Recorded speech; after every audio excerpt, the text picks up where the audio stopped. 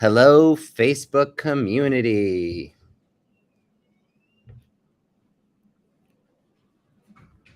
Hopefully you can all hear me. I'm going to check in on our chat here.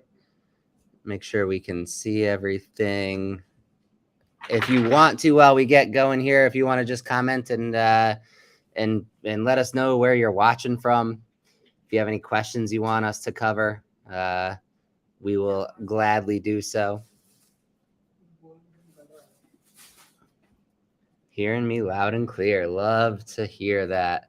Malaysia. Oh, that sounds like a blast. So I'm actually in India as we speak. So we traveled all the way from Connecticut to India to come hang out as a team at the AfterShoot headquarters. So with my co-founder Harshit, we're all here because I wanted to introduce you to our brand new logo. So some of you may have already seen this already, but this is the brand new AfterShoot logo. We have a brand new unicorn as well. We've been going through some rebranding, and that was the first thing I wanted to cover. We haven't even started yet, but that was the first thing I wanted to bring up because I know that that is one of the things that you're going to see when you get your hands on AfterShoot edits. So you'll see we have a brand new logo. But yeah, so I'm all the way in India. It's actually, I know it's 9 a.m., so it's pretty early for everyone back home. But hopefully you're awake enough for this. But it's 7:30 p.m. here, so it's dark and whatnot. But yes, we're excited to get going. So we have about 2 minutes. We'll let some more people tune in. I see we have some 39 users already. We'll go shout some people out here. Who do we have? Tennessee, Lake Como, Italy. That I would like to go to Italy. And the UK, I love it. Dallas, Paris, Ireland. Tennessee, USA. I hope, Hunter, I hope to see you at Imaging. We'll be at Imaging. That's our first conference of 2023. Or sorry, second conference. We'll be at Fearless, the Friends of Fearless conference in Denver, Colorado. And then we head straight to Imaging. So we're really excited to see a lot of you there. Hello from Connecticut. It just says Facebook user. I can't see who that is, but hi, I'm from Connecticut. So hopefully I can see some snow or something from you. Sorry, I'm just going to turn this on so I can actually see who's here. Chicago, Illinois, St. Louis, Charleston, South Carolina, Columbia, Maryland. How awesome. All right, so it's officially 9 a.m. We're going to get this show on the road. Welcome to AfterShoot edits. We're going to go over AfterShoot edits today. We know a lot of you have been eagerly waiting for AfterShoot edits. As I mentioned to those who are just tuning in now, brand new logo for AfterShoot behind us. So this is our brand new A here. We are so excited to give you a quick tour. I'm going to show you everything you need to know about AfterShoot edits in this video. You're not going to get it today unless you're one of the 1,000 people who's going to get it today, because 1,000 people are going to receive an email today. 1,000 people are going to be tuning in today and getting edits today. And we expect the rest of you will probably receive that email midweek next week to join in for the open beta. We just want to see how 1,000 people get through the system first. So we're really excited. Super pumped. We've got a lot of great feedback, a lot of great things. So we're going to just dive right in. We're going to go straight for it here, teach you all the things about AfterShoot edits, give you the grand tour. So I'm going to share my screen here. I have a team of amazing people floating around this office here, making sure that all of this happened. That's why we're here. We wanted to make sure that, I was here when we got to actually launch it. We're going on a mini vacation this weekend as a team to celebrate the introduction of AfterShoot edits. So First things first, you're going to notice you have a brand new home screen. So you'll see in the upper right-hand corner, it says AfterShoot Edits, create a new profile, or if you've already got profiles, you'll be able to view those profiles. You'll also notice that we have a culling button and an editing button. So now there's going to be two different ways so you can take a project from start to finish within AfterShoot. There are some specific steps that you'll have to go through to do that, but we'll cover those we'll cover that in this video today. So hopefully it won't be the longest video in the world, but I do want to make sure that I get as much of this covered for you. And we wanted to get this video to you today so you guys can start thinking about what images you want to use for your profiles so that when it opens up to beta next week, you guys will be able to actually dive in and upload those images and go through the whole process. You can start prepping because there's a couple really awesome things that will help you get through the process a little bit faster. And so the first one is smart previews. So if you're using smart previews already, you're at an advantage. If you don't use smart previews yet, we'll highly recommend that you do use smart previews if you want to speed up the entire process. So, you know, the smart previews allow us to skip a step in the whole process, which is generating the previews. So if you're going to upload 10,000 images, we definitely recommend going into those Lightroom catalogs and building the smart previews for them first, because it'll take much less time to go through it that way. So what I'm going to do is I'm going to build a profile with you right here and now. It will take too long to train it in person. So the only part of AfterShoot that actually requires the internet is this training portion. Everything else, once you get your profile downloaded to your computer, you can unplug from the Wi-Fi, the internet, and you can just start editing on the spot wherever you are. I've edited on the airplane in different countries all over the world. So it's been really cool just to be able to edit wherever you want to edit. So first thing we're going to do is name our profile. We're going to just call this AfterShoot profile. And you do have to make some choices here. Are you uploading raw images? So the most important thing is that we actually need these images from a Lightroom catalog.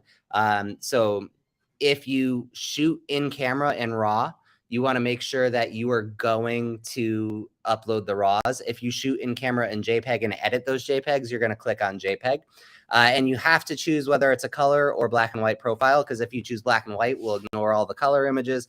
If you choose color, we'll ignore all the black and white images automatically for you and get that taken care of. So we're going to go ahead and click on continue. We've named it. It's a raw profile. It's a color profile.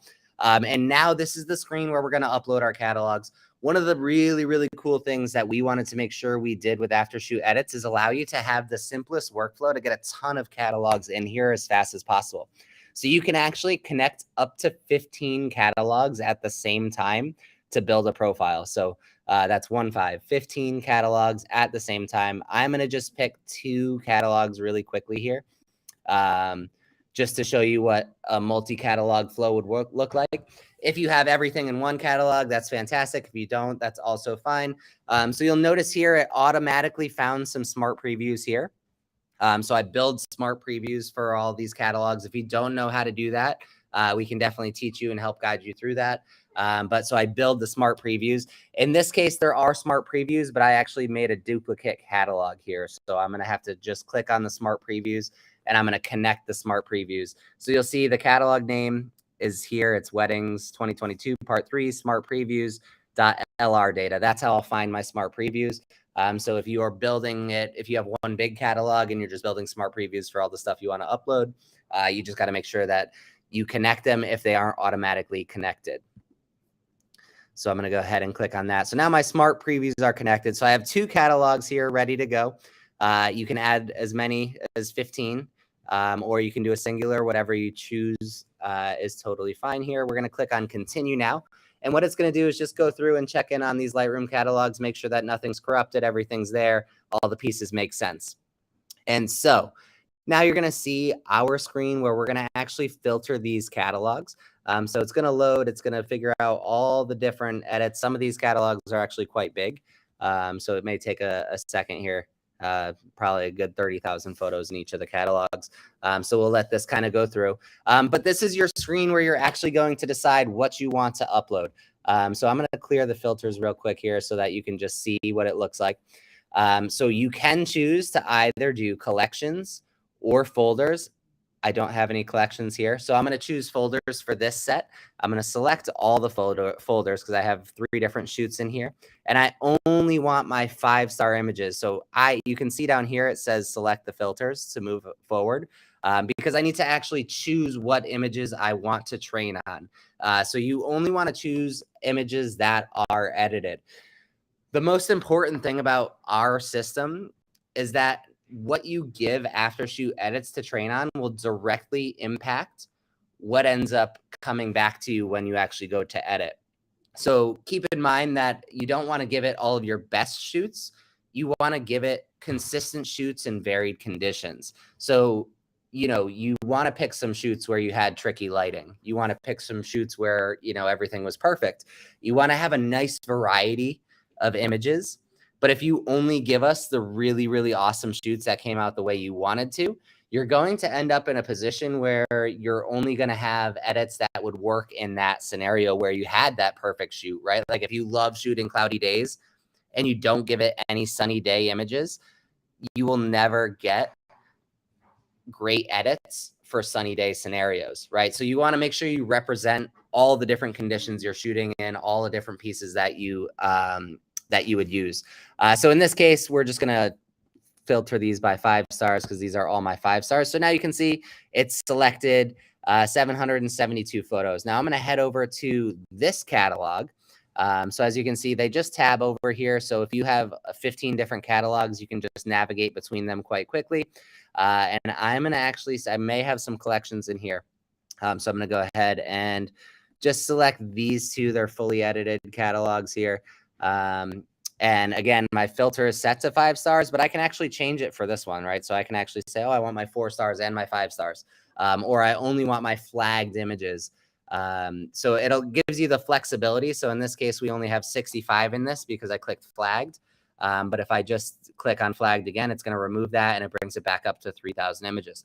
Now, super important things here. You do need a minimum of 2,500 images to get started. The accuracy won't be as high.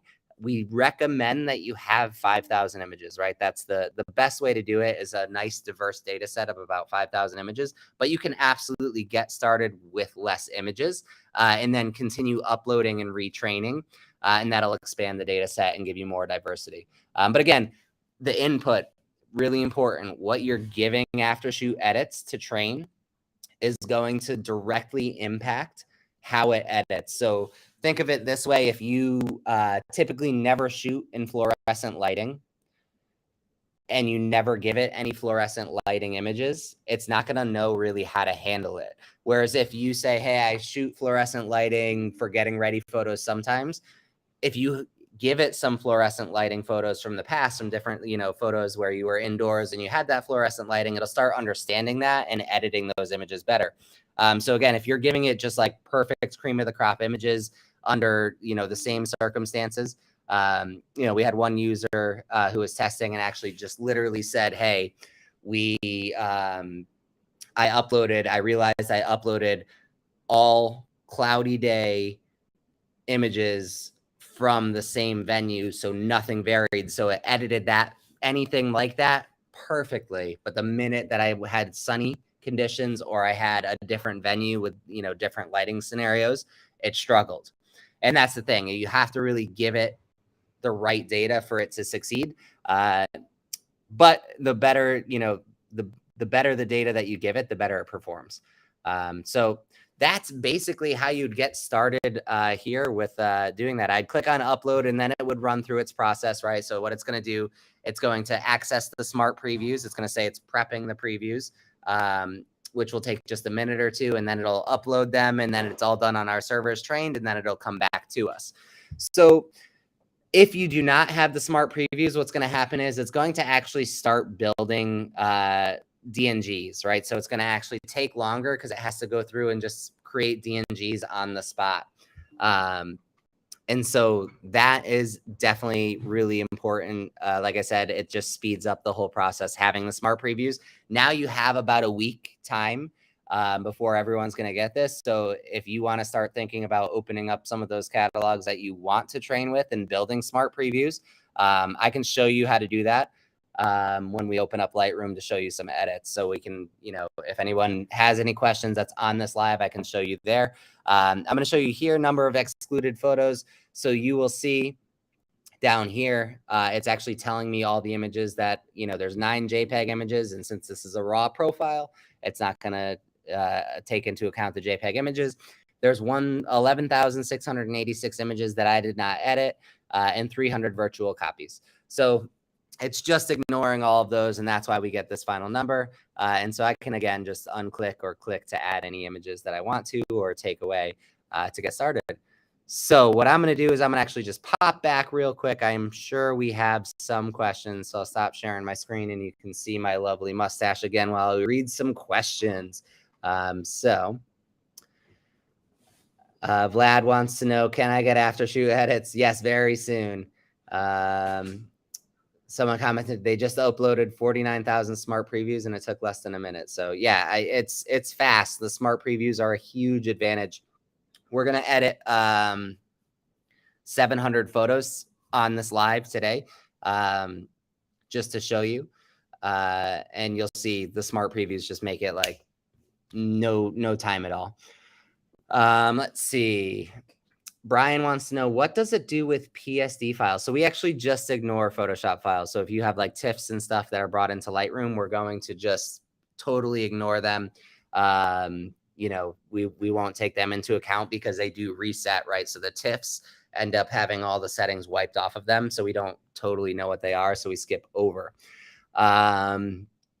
ACR user here. This software is the reason I want to move to Lightroom. I know the panels are the same. I just have to make the move and figure out the whole import process and catalog process.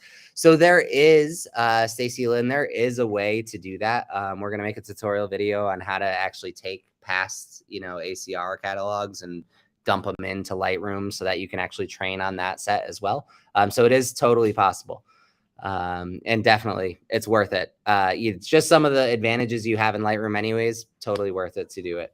If we were invited to this, does it mean we'll for sure get the beta? Yeah, so everybody's going to get the beta, but not everybody in this live. Like I said, we're going to go through the list. The original sign up list is going to, cover the first 1,000 people, and then we'll open it up to everybody sometime next week. We just don't want to overload the system. I think there was multiple thousands of people signed up for this. And like I had mentioned earlier, we're going to take a quick team outing. So we're going to do like 3 days and just celebrate. Everyone worked extremely hard. Before I go any further, I actually do just want to say thank you to the entire dev team. We've been working on this night and day for months now. I think this whole process it started back in March. That was the first messages and stuff when we were really looking at this.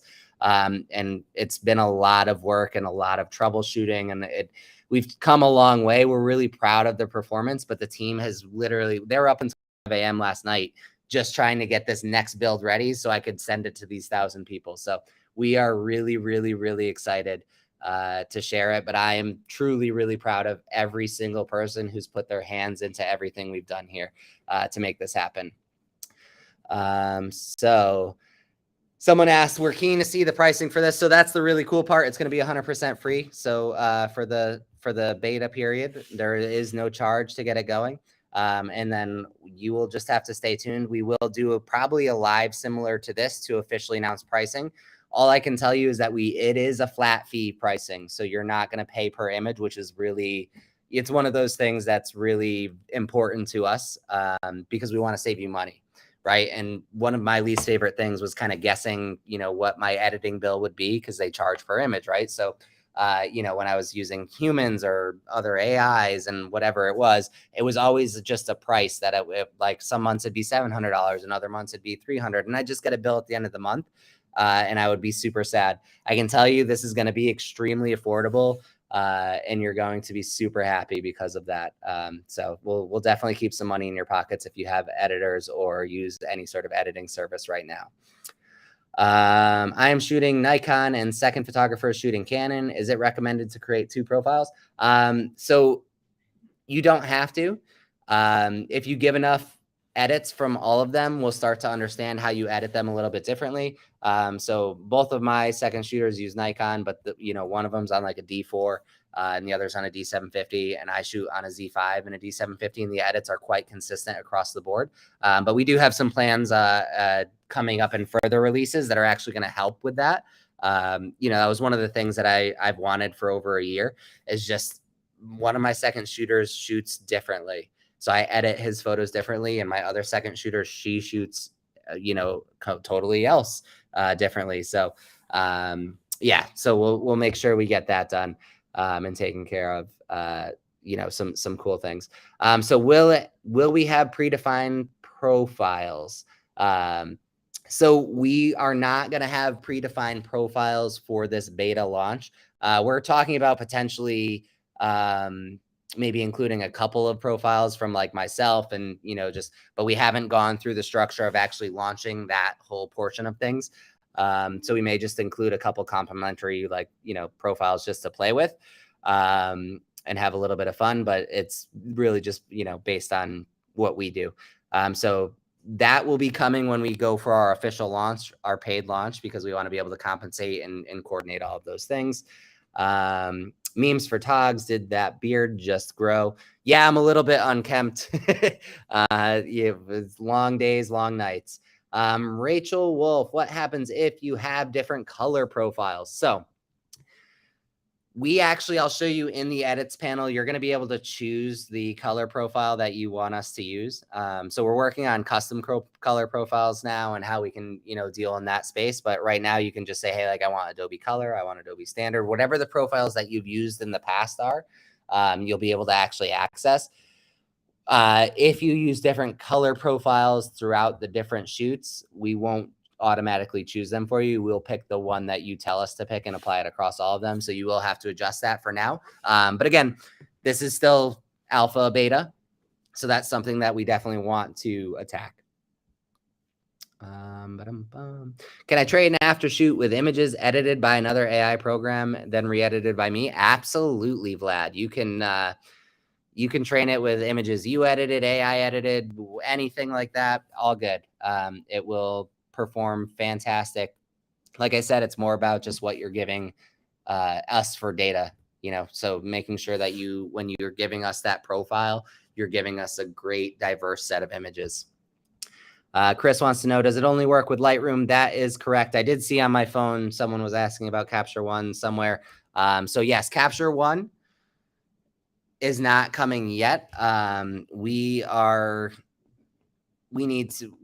There's some things that need to be sorted out with Capture One directly before we can actually launch that.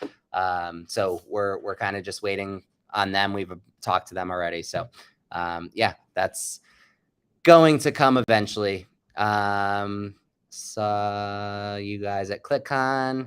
Yes. Oh yeah, we definitely we use that Stella light as we shoot too.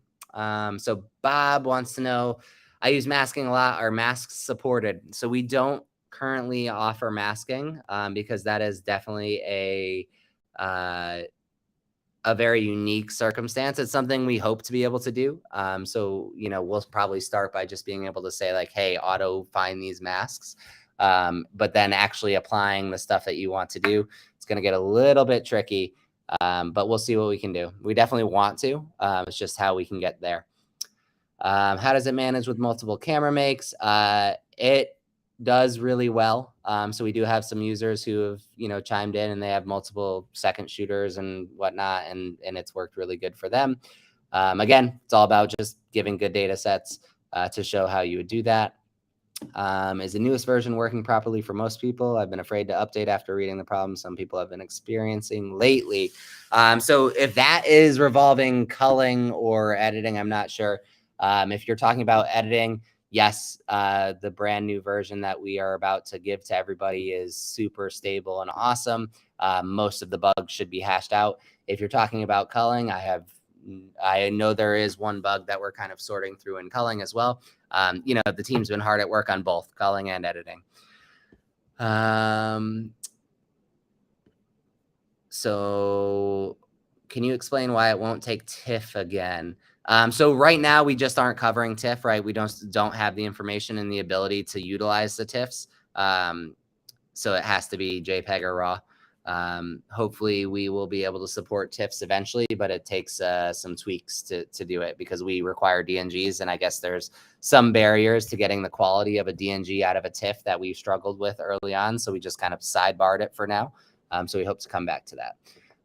We will be at imaging. We will be at WPPI. I work with both Nikon, Fuji, and Sony. That does not make a difference. Template profiles, we emphasize that. Flat fee, fantastic. There's that Capture One question. Yep. So yeah, Capture One, we do. It's not here yet. Memes for Togs, cracking the Nikon jokes. Can I use my own Lightroom preset? So absolutely.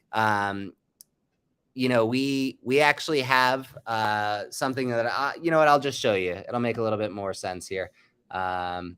And one of a beta tester here, AfterShoot edits is already better than most private editors, and it's only beta. Just wait until you see how quickly the AI learns your editing style. It'll blow your mind. Yeah. So one of the things that, you know, made this journey awesome is that early on it was good, but it wasn't great. But we put in so much work and so much energy that now it's the feedback we're getting from people is it's really awesome. We are so excited for you guys to get this. You know, we've already received some cancellation screenshots like, hey, I just canceled my editor. You guys are awesome. So yeah.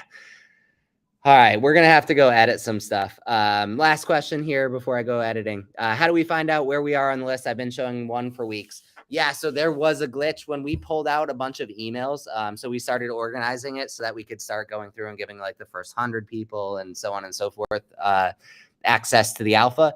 So there was a glitch where like the majority of people showed they were in the #1 spot. We have it in our system where you actually are located. But like I said, regardless, next week, everyone should be playing around with this. We are going to go ahead and share our screen again and do a quick edit here.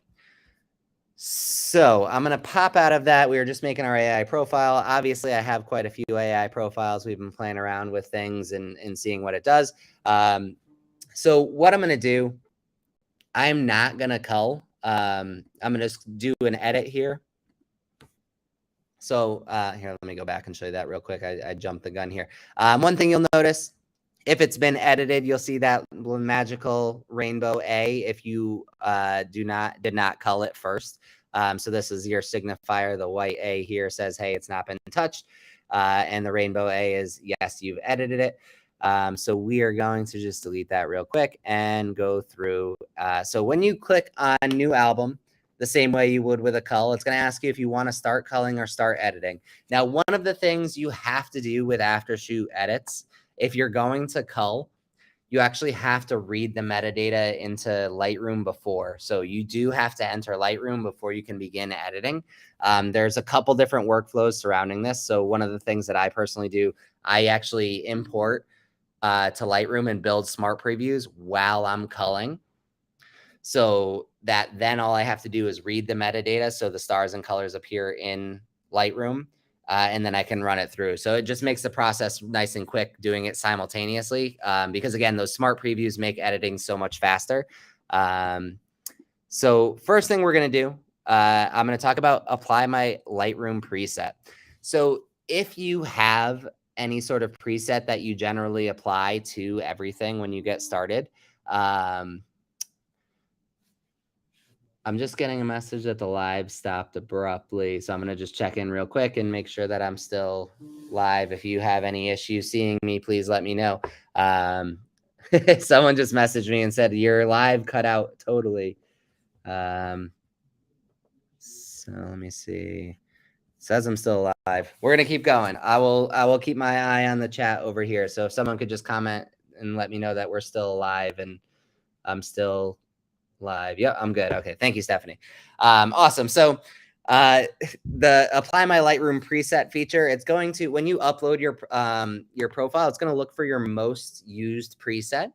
And it's going to go ahead and by selecting this, it'll actually apply that for you. We highly recommend that you do this, right? We want you to apply the Lightroom preset because AfterShoot doesn't touch all aspects, right? So we want to make sure that you are applying that Lightroom preset. It'll touch things like tone curve or camera calibration, just some of the aspects that we won't touch. We touch the majority of the sliders, but not all of them.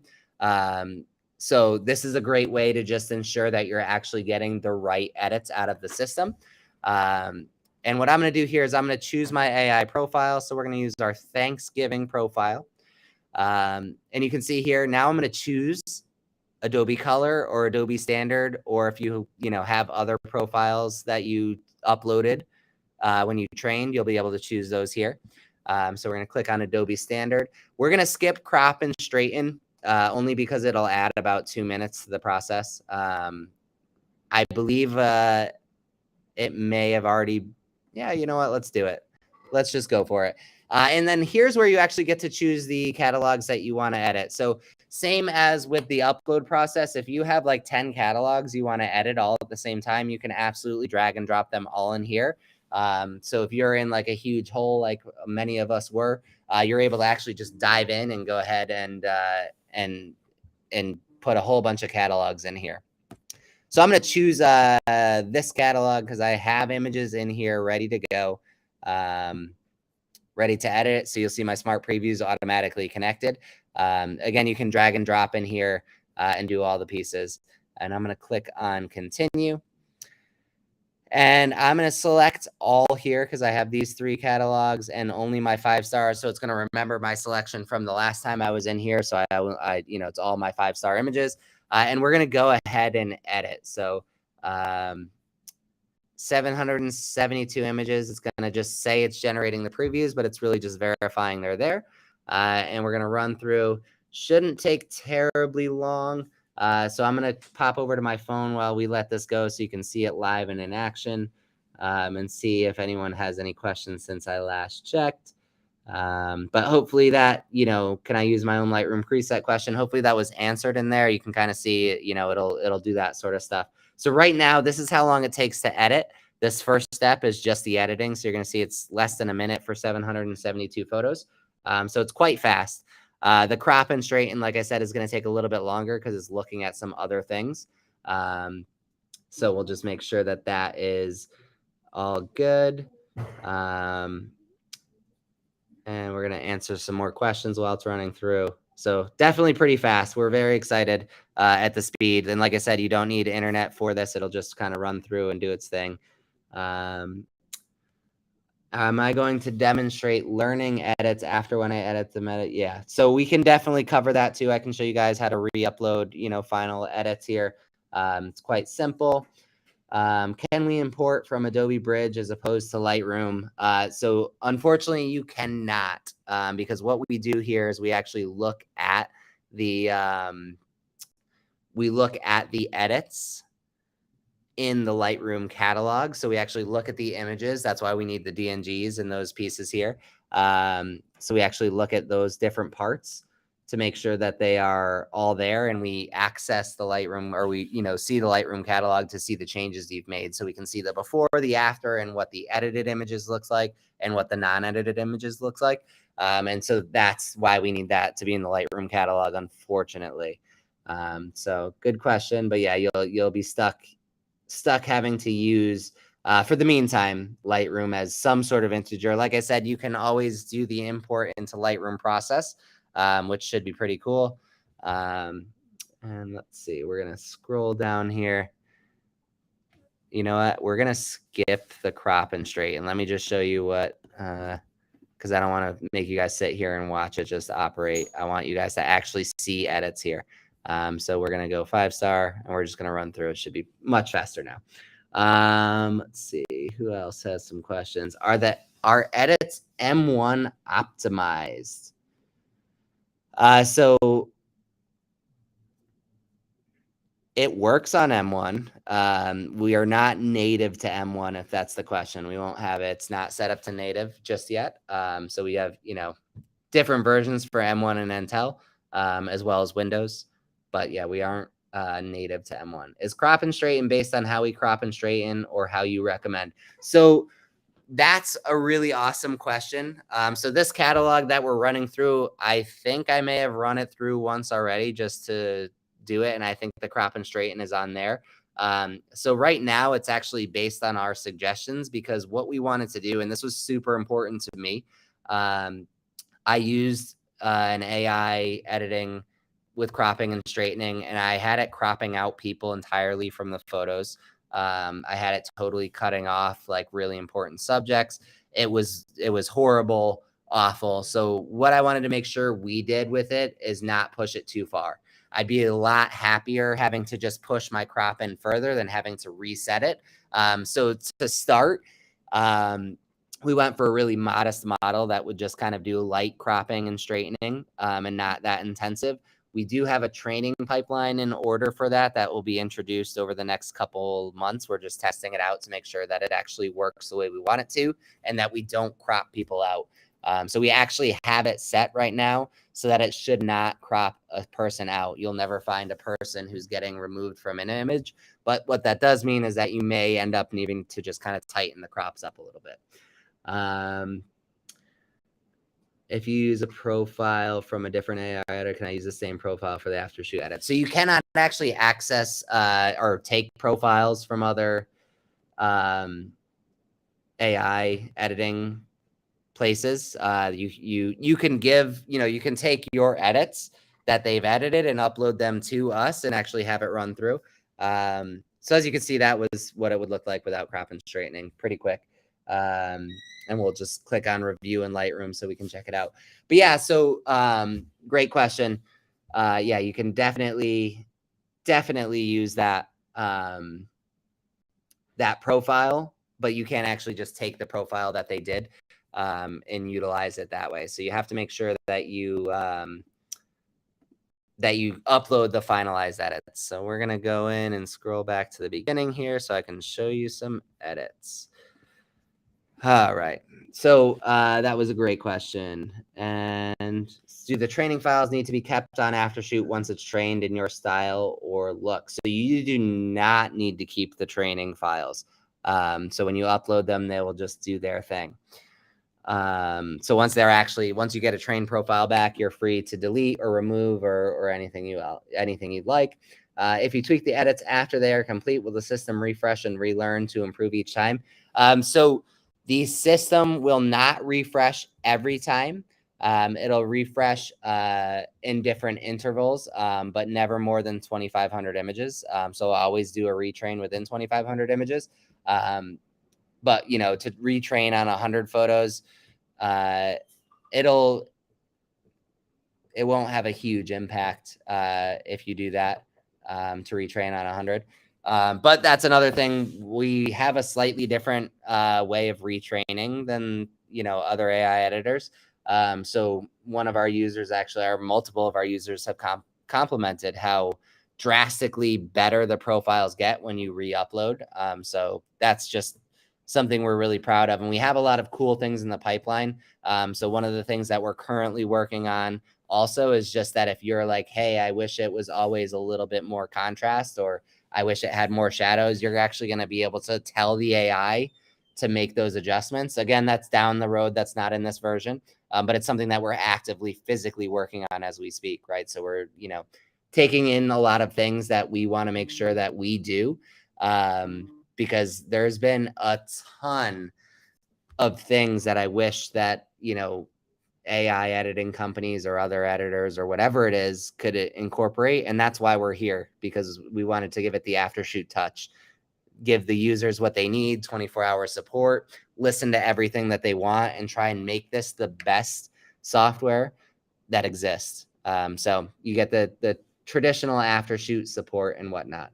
And then, does it help if you upload 10,000 or more photos to build a profile? Yeah, like I said, it's more about how diverse the images are. So you could absolutely upload 10,000 photos, but if they're all 10,000 of the same, like all cloudy day photo shoots, it's not going to have an impact. Again, it's really about diversifying what you're giving the AI so it understands how you edit and all the different scenarios.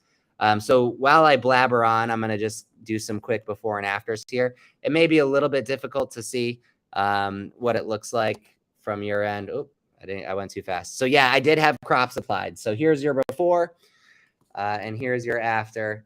So you'll notice all the ugly photos. That's the before and then the after. So we'll scroll. I'm going to just scroll through real quick and keep blabbing my face off. But like I said, it's all about what you're giving to AfterShoot, right? So if you're training it on just perfect images, you're not going to get great results out of it. Whereas when you're giving it a nice variety of images to just kind of look at and understand how you edit from, it's going to look at those and make those decisions, based on what it sees from the past. So again, data set is probably the most important thing you can do. We will have some more enhanced tutorial videos on this sort of thing. I don't want to get, too much in the weeds on it because we could spend weeks or months just talking about it. So those who were asking about cropping and straightening, you can see I did run cropping and straightening on this before. So this is our before and then this is our after. So it's obviously been straightened and cropped in a little bit. I don't think I have a wedding in this data set to show you.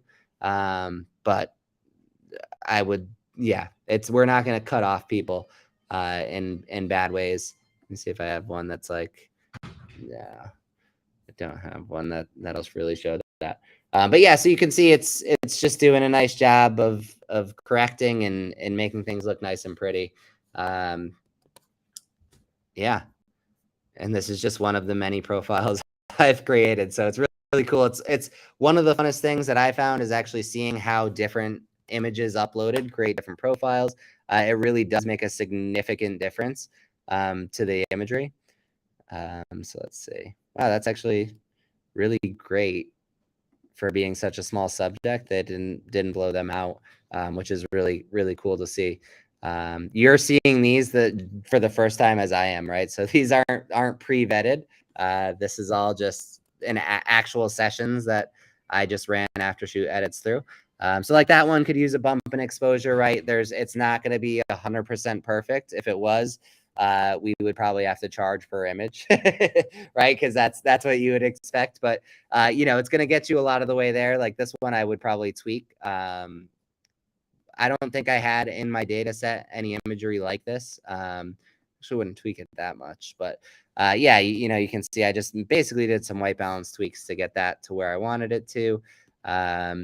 This is something that I did not train the data set on much. So these are kind of like it's winter sessions, and I don't do winter sessions very often. So they're a lot more pink than I would normally have them be, just because, winter time, everyone gets cold.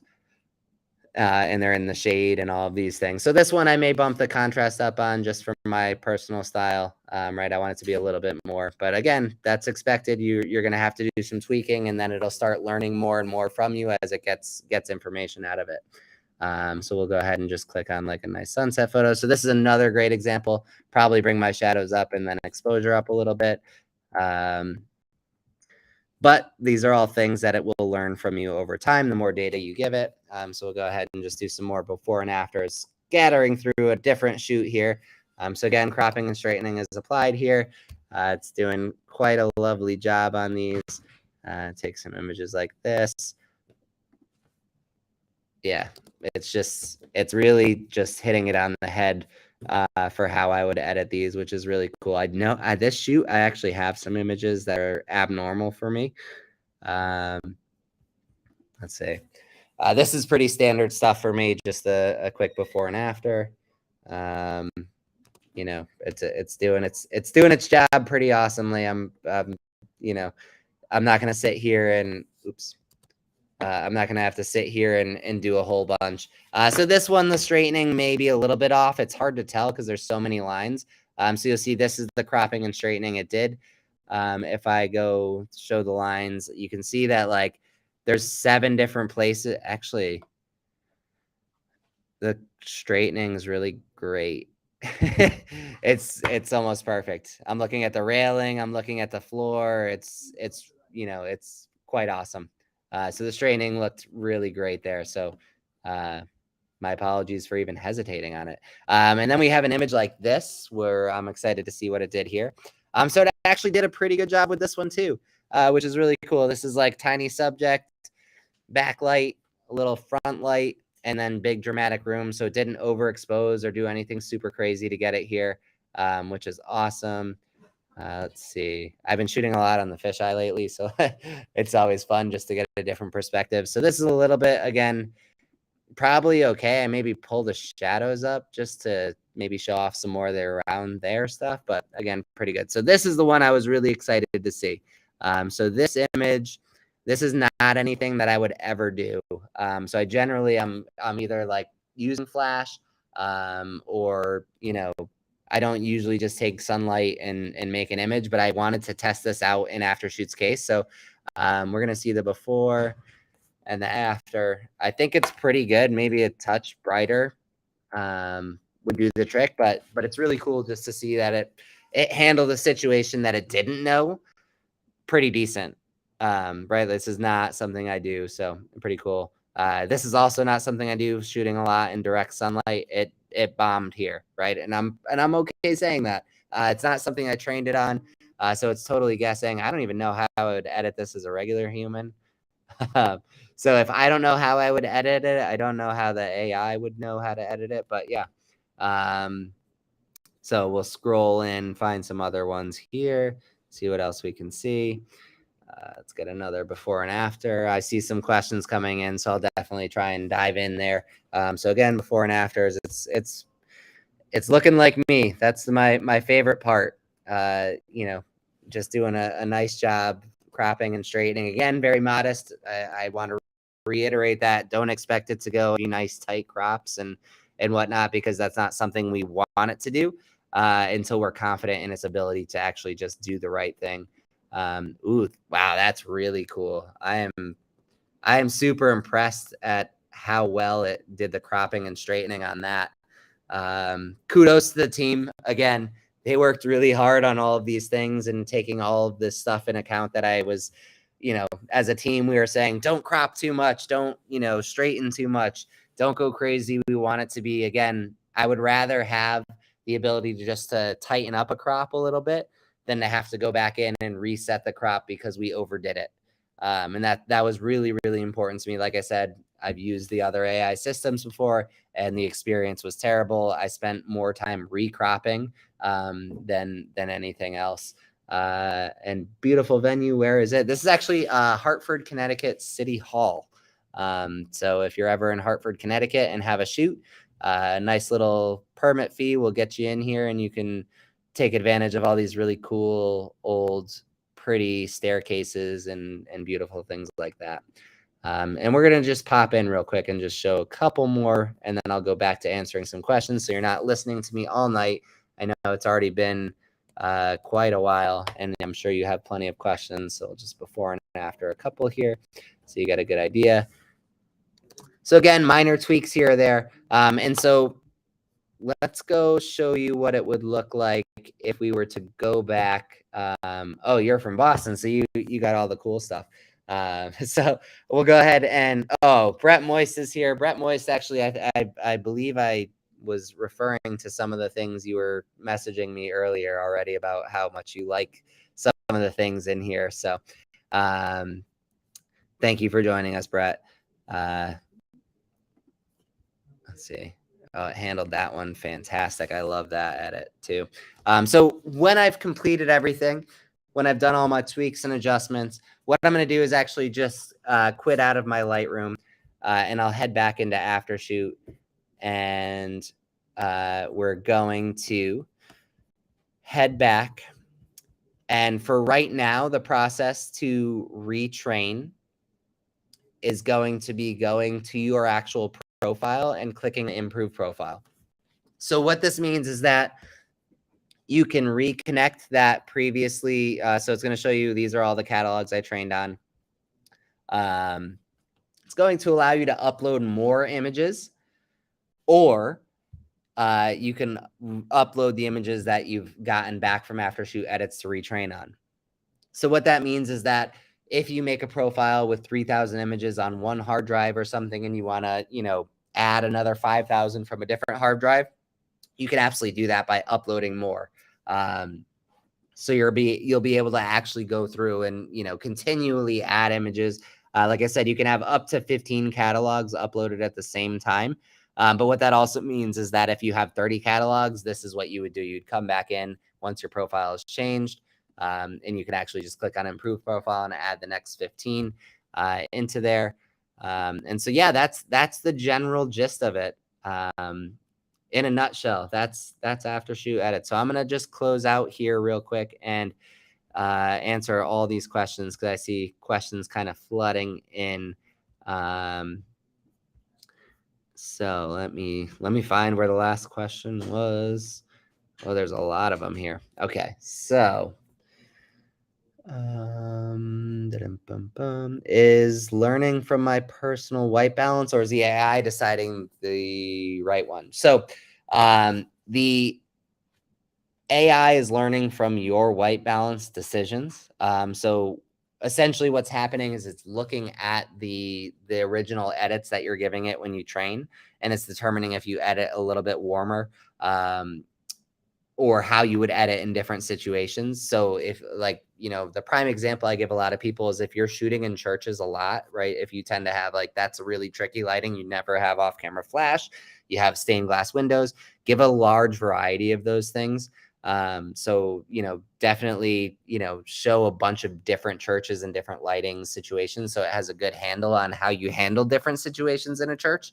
But yeah, the white balance is going to be directly correlated to that. So if you don't give it a lot of church images and you have a lot of churches, in your editing outside of that, you're going to end up with edits that don't look awesome in a church, right? They'll be super yellow or super orange, because AfterShoot's not going to know how you would handle that church. I edit in Camera Raw, then import in Lightroom for metadata. What will be the best way for me to go through this process? So you're going to need those Lightroom catalogs with edits applied for it to work. So if you're editing in Camera Raw, you want to make sure that the Lightroom, that you import those edits to Lightroom, and then you can train on those data sets. And then as you move ahead, you would probably want to just stick everything in Lightroom, because we need to, because then otherwise you're going to go from Lightroom to AfterShoot edits to Camera Raw to Lightroom again. So I would just try and keep it all in Lightroom if possible. When we train our first profiles, do we need full res RAWs connected to the catalog, or can we just have smart previews? You can just have smart previews.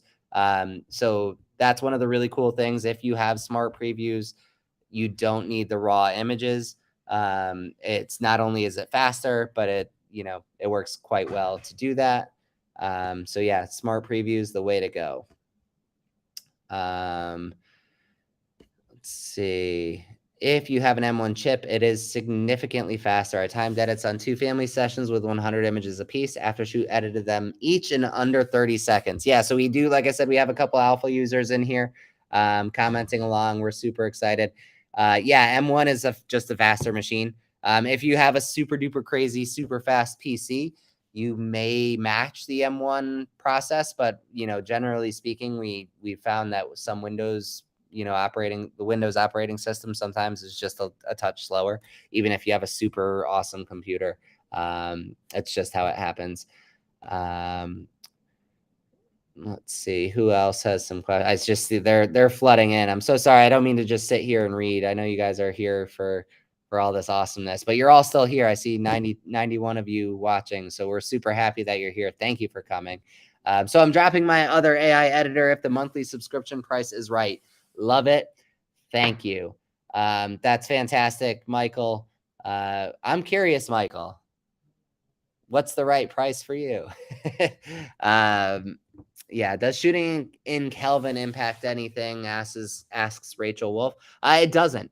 So shooting in Kelvin, we're still looking at any adjustments you make. So if you shoot in Kelvin and then don't correct your white balance at all, we're going to just kind of leave your white balance as shot, right? Because you're shooting in Kelvin. But if you tend to shoot Kelvin and then always bump it up like 200 degrees or in sunny conditions, you bump it by 300, and in cloudy, you bump it by 50. We start understanding those decisions and making those. But yeah, we've tested it on manual white balance shooters as well. So it does that for you. Any enhancements for bird photography? So if you're talking about culling, that's something that the culling team is still working on. So we've got a lot of cool things. We didn't even talk about culling. One of the really, really, really cool things that's coming, let me just dive in here for culling real fast. We have a brand new eye gaze detection system. So it's super accurate. It's going to be able to tell if you're looking at the camera or just off to the side of the camera. So that's one thing that, some users have said, hey, we really wish it could just pick the one where the eye contact is made with the camera. So we have that in the works. But more importantly, one of the really cool things we're introducing is Cull In.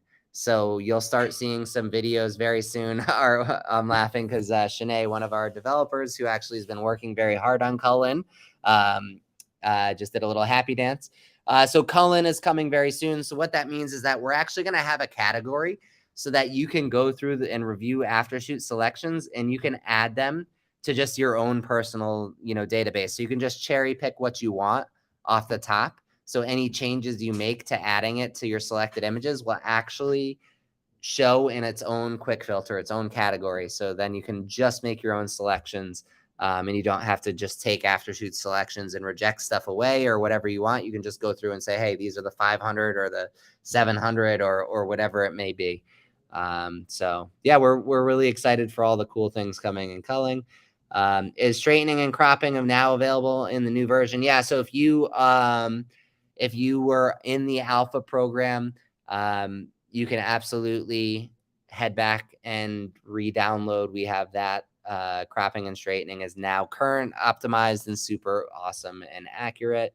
I always worked with Lightroom, but I'm beginning to switch Capture One. Will the AI profiles, which I will be creating in Lightroom, be compatible with Capture One, or do I have to teach the AI from scratch? That is such a great question that I can't answer it. We haven't gotten that far into the Capture One process yet to know if they'll be translatable. One of the things we're talking about doing involves that already, so it may actually work. So if you do train the Lightroom profile, and it may potentially be able to port over, but I don't want to promise that because we don't have that in there already. I'm sorry I'm late to the party. Did you already talk about when it's available? Yeah, so we're giving it to 1,000 people today, and then we're going to get it to everybody next week. So you start gathering your images to train it. We did already cover it, how to do all the training and whatnot. So just you can rewatch this after it's all over. Is editing on the original photo or a virtual copy? So that's a great question. I'm going to share my screen really quick for you, so you can see what we actually do. So the edits are on the original photos, but as you know, Lightroom is not a destructive editor. So the edits are just stored in a database in Lightroom. So what that means is that the edits are not actually applied to the photo itself. They're only visible in Lightroom, and then you export them.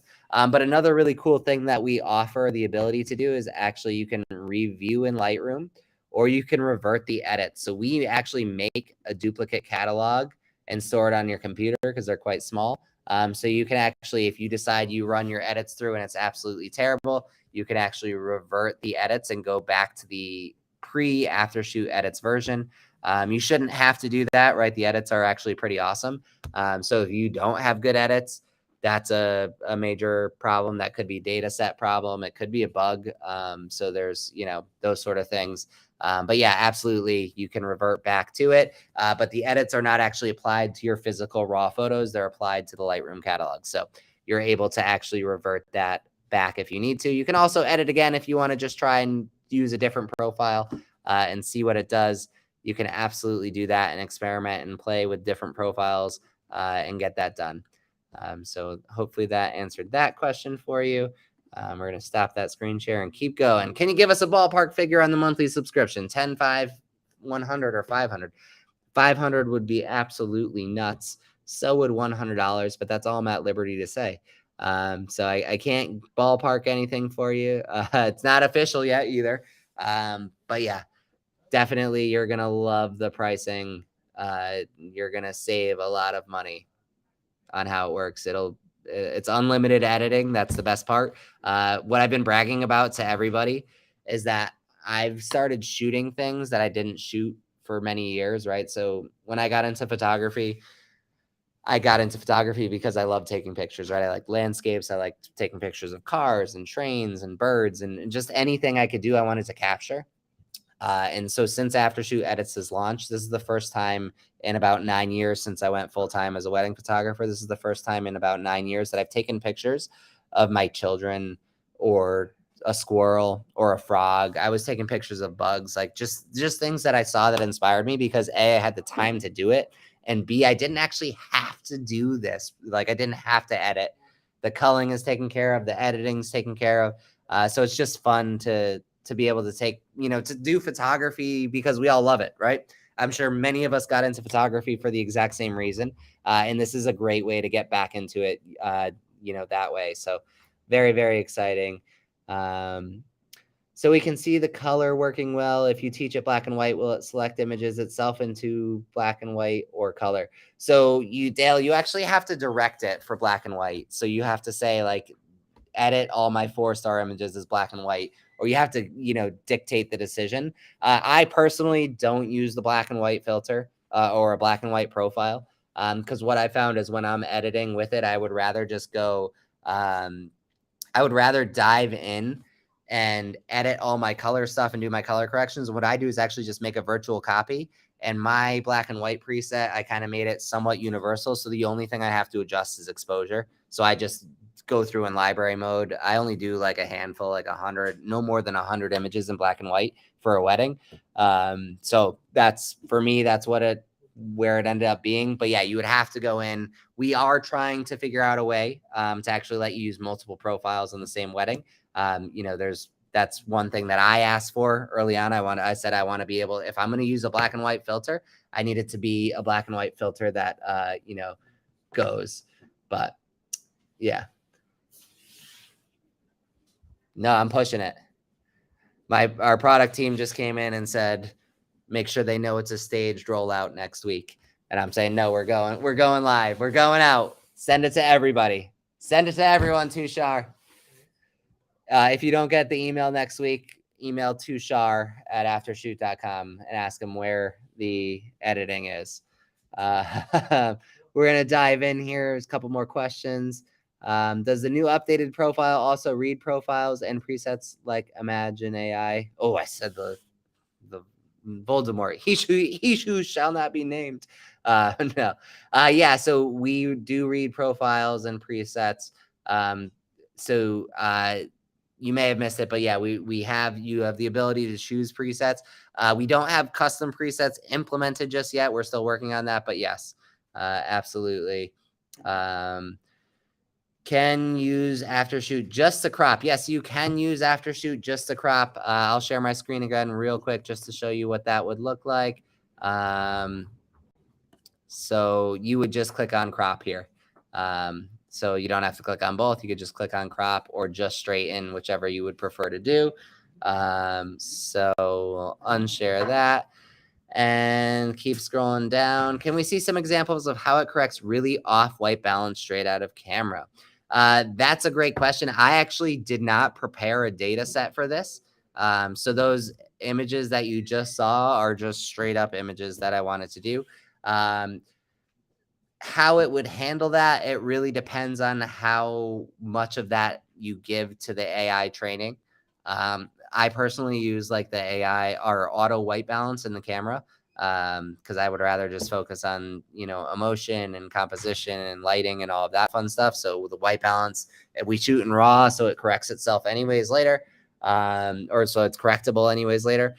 So with that being said, I don't have a ton of really off ones anyways. I shoot Nikon, so the white balance is quite well. The focus isn't good, but the the white balance is quite accurate. So I don't have any examples that I can really show you. I'd have to kind of put something together to show you, but it does work pretty good in those circumstances, again, as long as it has data to learn from. Do you know that you're already amazing and already changing lives with edits? I am so glad to hear that. We are so excited that you know that. Yeah, we've gotten a lot of really cool compliments. So again, if you're trying AfterShoot edits and it's not working well for you, I saw somebody else commented on my phone here. It says that somebody, Harshit is commented, custom presets and color profiles are supported now. I actually haven't tested the version that we are going to give you all, so I haven't seen that yet. So custom presets and custom color profiles are supported now. I will retract my previous statement. Our launch includes that, which is super impressive because competitors took over a year to even cross that bridge, and it's the first thing where you don't even have it yet and we can do it, which is really exciting. Will you charge per image or per range of number of edits? No, it will be an unlimited editing membership fee. So you will be able to edit 3 million photos if you'd like. AfterShoot editing recognize tone curves as it stands today, or do I need to load my Lightroom preset? So if you didn't see that first part, you do want to make sure that you click apply Lightroom preset so it'll apply those tone curves. We do not touch tone curves yet. That's kind of a tricky space. We're looking into how to access it and how to do it. But if you're changing your tone curves, that becomes extremely difficult for us to handle. But like I said, if you just click apply Lightroom preset, it's going to just apply that tone curve for you if it's your most used tone curve. How much does it cost? Stay tuned. And Brett Moist is just saying how awesome it is, which we really appreciate it. She will complete editing a wedding in session, and I'll spot check. And the AI learned from 2 sessions. She no longer needs to edit, and all I need to do is spot check so she can spend much more time with our daughter, which is exactly why we're doing this. We're so happy. Mario wants to know, why is this better than Imagine AI?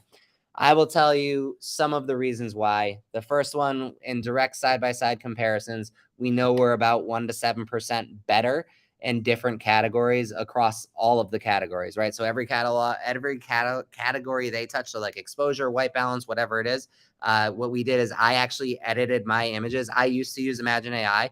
I got personally, this is disregard this from any company opinion about AfterShoot. As a wedding photographer, I was using Imagine AI last year. I was not very happy with all of my edits. I was not happy at all with cropping and straightening. I was not happy at the price, because if I paid 5 cents to edit an image and it was nowhere near what I needed it to do, I was really mad about that. Other things that were really frustrating about the whole process with them, again, the uploading 1 catalog at a time was kind of frustrating. And I just overall, the 24/7 support. I had a wedding where they cropped an African-American groomsman out of every single photo. Sorry to go on to a rant here, but there was a lot of reasons why Imagine AI didn't work for me. Why we are better as a company than Imagine AI, I will tell you. It's going to be more cost effective. It runs locally on your machine. So after the training, it actually all runs local. You probably just saw it. We edited 778 images in under a minute, right on the machine. So it's faster. There's no data issues, right? Once you upload your profile, it trains that profile. That stuff will stay on the servers so we can retrain with it. But outside of that, everything else, if you're doing boudoir or anything like that, it doesn't have to go to the cloud anywhere at all. Cost effective, 24/7 support. If you use AfterShoot for culling, you can message us anytime within the app and get feedback. And most importantly, you're going to get the AfterShoot support, right? The AfterShoot care. So if you've used AfterShoot culling, the minute you request the feature, we start looking into the plausibility of it, how we can implement it, how we can actually make it happen. Spray can mode is super awesome. Spray can mode was something that we introduced in culling because some users asked for it, right? They said, hey, I wish I could just click on images I want or don't want. Or for instance, our next release is going to have cull in. That's another thing that, again, users just said, hey, I wish it would just remember my selections. I just wanted to say, hey, this is the selection I made. So it's all of these things, right? As a company, we really believe in what we're doing.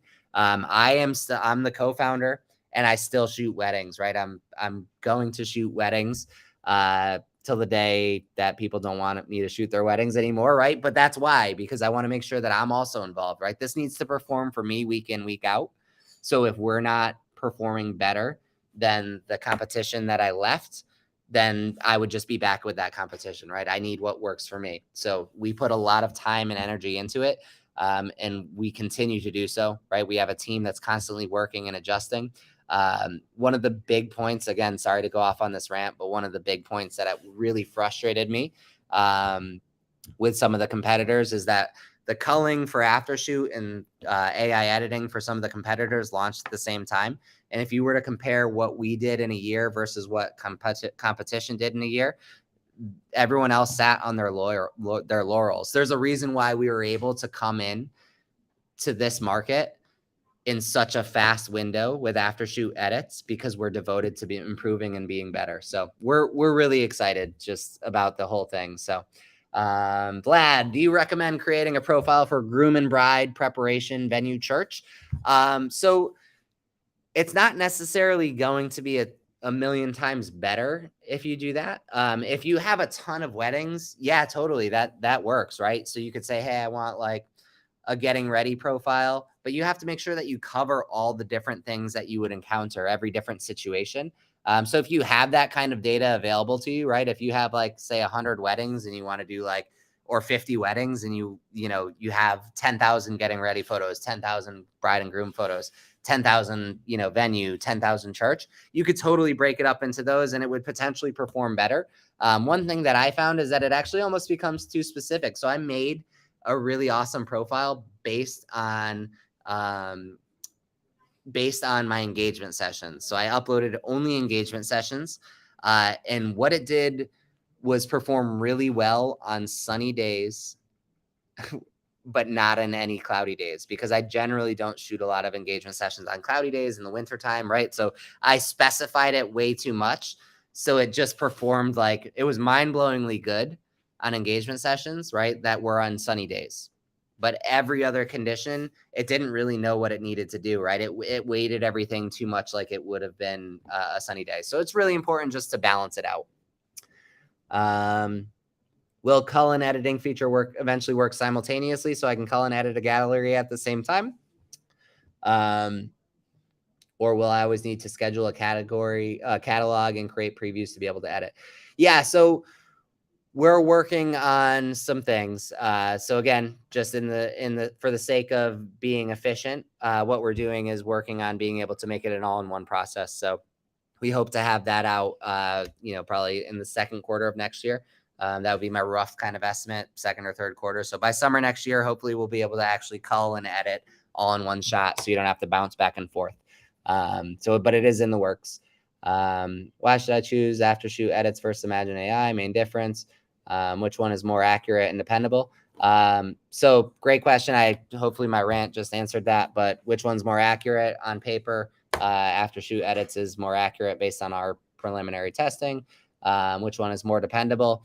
We're local on your computer, so that's in and of itself. You don't need an internet connection.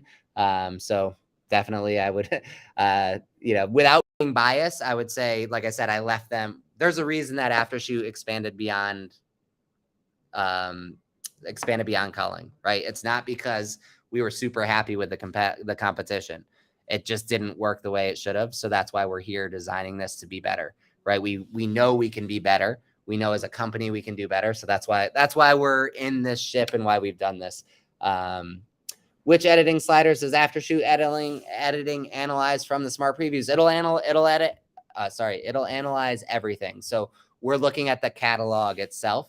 So all the sliders that were available to touch, we will. I can briefly give you sorry, I already closed Lightroom. I was going to say I can show you all the sliders we touch, but just to give you an idea, exposure, highlights, shadows, white balance, tint, all the presence, clarity, all of those sliders, noise reduction, hues, saturation, luminance, all of that sort of stuff. So new to the AfterShoot party, will we have an opportunity to try this before committing? Absolutely. So we are giving this beta 100% free for a couple months. We'll announce our pricing next year. But we want everyone to try it, break it, tell us what we can improve upon. Again, in the general AfterShoot nature, we want to show you how devoted we are to you. When you come to us and say, hey, it's not doing this right, or I wish it could do this differently, or can you add this feature? That's what we do as a company. If you look historically, if you have AfterShoot culling, you can actually go in and review the change log within AfterShoot culling to see what we've just done in the past few releases. How many new improvements to the machine learning, how many improvements to just general features, right? Spray can mode, key faces in the grid, all of these different things that you guys have asked for that we've reflected upon. So definitely take a look at that.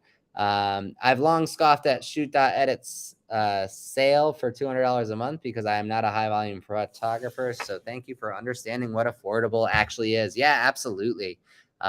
We're big on keeping this very affordable. The cost to us is your actual profiles, right? Training those profiles. So editing itself, it's unlimited. You can edit as much as you want. It's all local and it'll be super affordable. How are camera raw profiles handled at this point? So you can have custom profiles.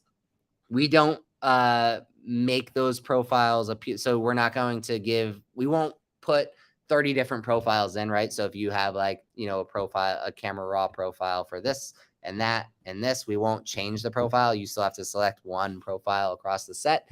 But yeah, we will.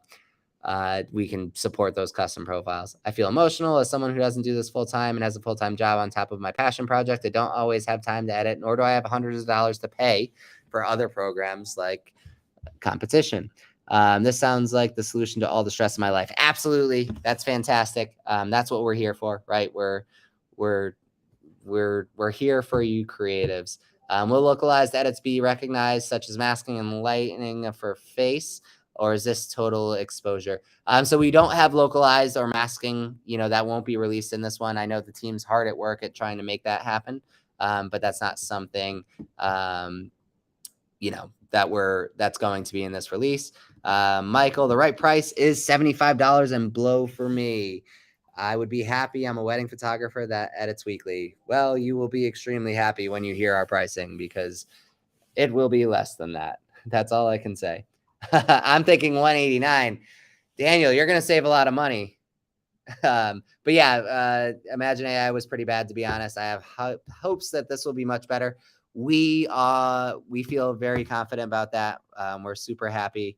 Like I said, listen, at the end of the day, any AI editing software is going to struggle if you're not giving it the right data. So like the competition, that's why we made sure that when we were testing to, show that we were more accurate on all these sliders, we were making sure that we were testing them side by side, right? So we are the fastest, we are the best, and that's something that we know based on actual physical testing with the same exact data sets, everything, it all lines up. So just things to keep in mind. Oh yeah, there's Harshit, co-founder, super awesome. Is it yearly or monthly? It'll be monthly with a yearly discount. So we know that. I pay about up to $100. I need to blow $100 a month. You got it, Michael. You ask, you shall receive. Yeah, lots of questions about this. Does the launch include color calibration as well? Brett asks. We do not have the color calibration in this one. So that's something that we're still working on, the color calibration. But again, if you're using a color calibration for, the same color calibration, you can just make a preset to apply that on import. By the way, AfterShoot is the best. Love it. Culling goes so fast. Yeah, we have huge updates coming to culling too. I was supposed to talk about that. There was so much. I was supposed to talk about our rebrand. Those who were, late to the party. This is the brand new AfterShoot logo. You will see that on your AfterShoot edits. We have a new magical unicorn and spaceman as well. So there was so much to talk about. Are you a U.S. business? So that's one of the really cool things about AfterShoot. We're actually an international company. So myself, Justin, I'm one of the co-founders. I'm based in Connecticut. Harshit is my co-founder. He's based in India. So, tech team, we have some people in India. We have, support in Romania and Texas. We have designers and product people in Canada. So we really, we're in Moldova. We're all over the world. we came together originally during the pandemic. So this concept came together in 2019. That was the original conversation. 2020 was our proof of concept, and that's when we really started bringing more people in to help us. So it didn't matter where you were; it was the best person available for the job. So we created a dream team. The pandemic really helped us do that. So we're really excited. Rachel Wolf says maybe the first 100 spots of the 1,000 should be for people that tuned into this live. Yeah, there's 85 of you here. So I don't know if I have a way to track that, but I would like that to be the case.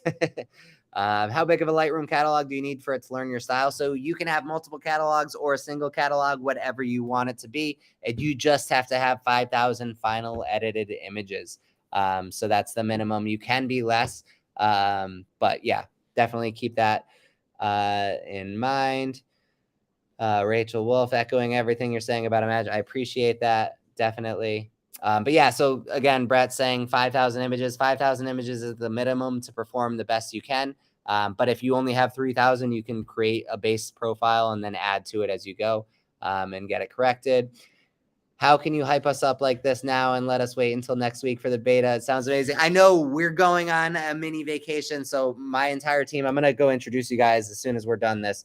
I'm going to go introduce you guys to everyone in the corner over there. Stay over there, guys. I'll go introduce you to the bunch of the team members so you guys can see them. Say hi. We're about to go on a little mini excursion to celebrate the success and all the stuff we've done. The export from AfterShoot in Lightroom is TIFF or RAW. So we're actually not doing any sort of export or anything like that. So we're going to actually just have the edits written to the Lightroom catalog. So the RAW file will stay the RAW file, or the Smart Preview, all of those things. They're all just what they are. But what we're actually doing is telling Lightroom these are the edits that you should have made. It is all in the Lightroom catalog. Oh, yeah, Brett, just answering that question. My 2022 Lightroom catalog with both weddings and engagements has around 55,000 images in it. Can I just use everything in that catalog to trade the... Yeah, you can use all 55,000 edited images in that one catalog. You can do one catalog with a whole bunch of images. That's totally fine. Absolutely, you can do that. Can you please ask your culling team to make AfterShoot know where photos are after you move them with an AfterShoot? Yes, Mario, we will troubleshoot that for you for sure. Definitely, if you haven't reached out to support with that feature request, let us know. But I'll yell at some people. We'll make it happen. How do I get into the beta? I'm already an AfterShoot user. I believe Harshit answered that somewhere in the comments. I'm spending $170-ish a month with a discounted subscription with another AI, and it's killing me. I have a mass amount of it. Yep, we will be cheaper. We will save you money. When you say the co-founder's name, it sounds like you are saying horse. Wow. I didn't mean to read that on air. I'm sorry. Pen and paper, baby. Love that idea. And yes, all right, we made it through, guys. We made it through an hour and 24 minutes. 89 of you are still here. Last chance to ask any questions. I'm going to pick this up. I'm going to show you this really we're about to go on vacation, and this team is still here in the AfterShoot office working hard. So I'm just going to give you a quick, this is our office. Quite lovely. I'm going to give you, this is the product team. We got some machine learning folks. We got front end, back end designers.